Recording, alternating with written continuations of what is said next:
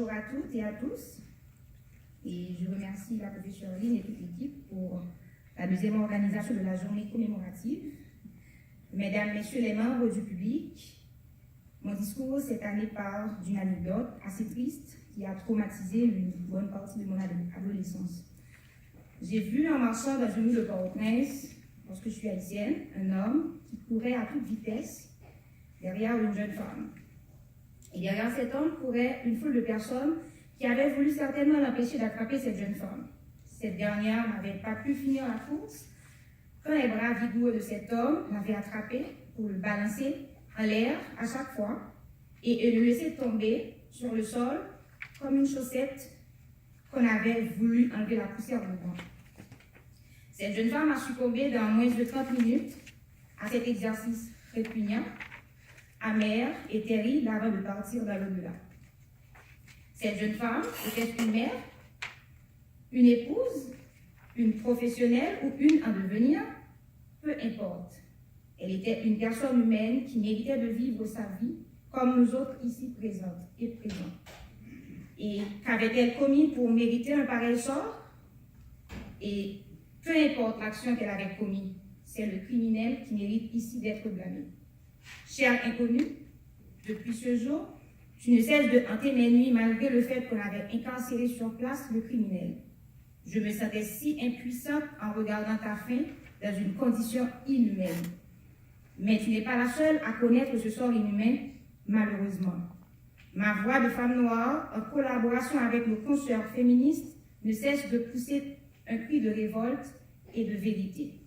Tu sais, aujourd'hui encore, le fait d'être femme nous expose au moins une fois de notre vie à une situation de violence sexuelle, de violence conjugale, de harcèlement, de violence physique, de violence verbale de toutes sortes. Nos discours, nos comportements, nos choix seront étiquetés de manière sexiste et violente jusqu'à la fin de nos jours.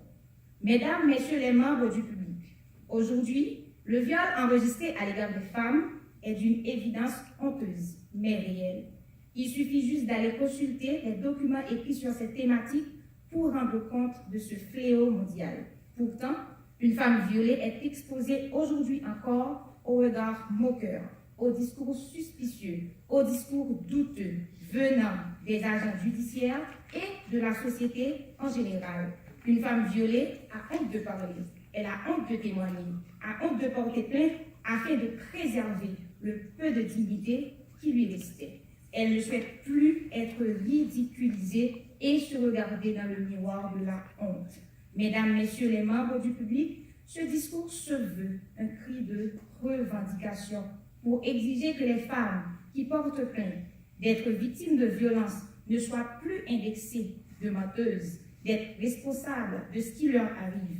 Il faut que les violeurs, les abuseurs, les oppresseurs, il faut qu'ils paient un prix fort, un prix autant proportionnel par rapport à l'acte commis, car beaucoup d'hommes ont battu, violé nos sœurs et les ont mis à mort parce que le patriarcat leur a donné le droit. De là, sommes-nous en train de dire que tous les hommes sont violeurs? Pas du tout. Il y a des hommes qui ont échappé à cette règle.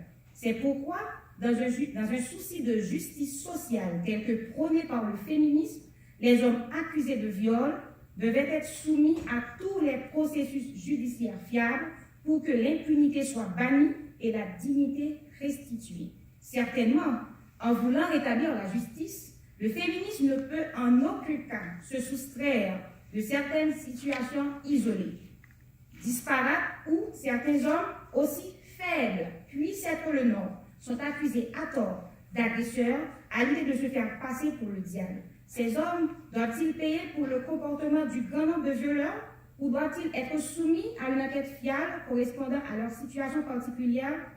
Voilà une grande question qui est née sous la toile depuis un certain temps. Le féminisme, est-ce qu'il doit reproduire l'injustice en laissant croupir derrière les barreaux ces hommes qui sont jugés au préalable coupables alors qu'ils sont innocents? Ces hommes peuvent être un mari, un amant, un père, un amoureux, un oncle, un cousin qui respecte les valeurs humaines d'intégrité physique et morale. D'ailleurs, si je suis aujourd'hui féministe intersectionnelle, je le dois au premier homme de ma vie qui a injecté dans mes veines, dès mon plus jeune âge, les valeurs de justice sociale, d'égalité entre hommes et femmes, de solidarité, de respect de la parole donnée, et c'est mon papa. Au final, il n'y a rien qui puisse justifier un acte de violence fait à une femme, quel que soit son statut, son âge, sa nationalité, sa religion, son orientation sexuelle, son parcours professionnel ou son choix. Car, à en croire l'article 1er de la Déclaration des droits de la femme et de la citoyenne élaborée par Olympe de Gouges en 1791, la femme naît libre et demeure égale à l'homme en droit. Les distinctions sociales ne peuvent être fondées que sur l'utilité commune. Je vous en remercie.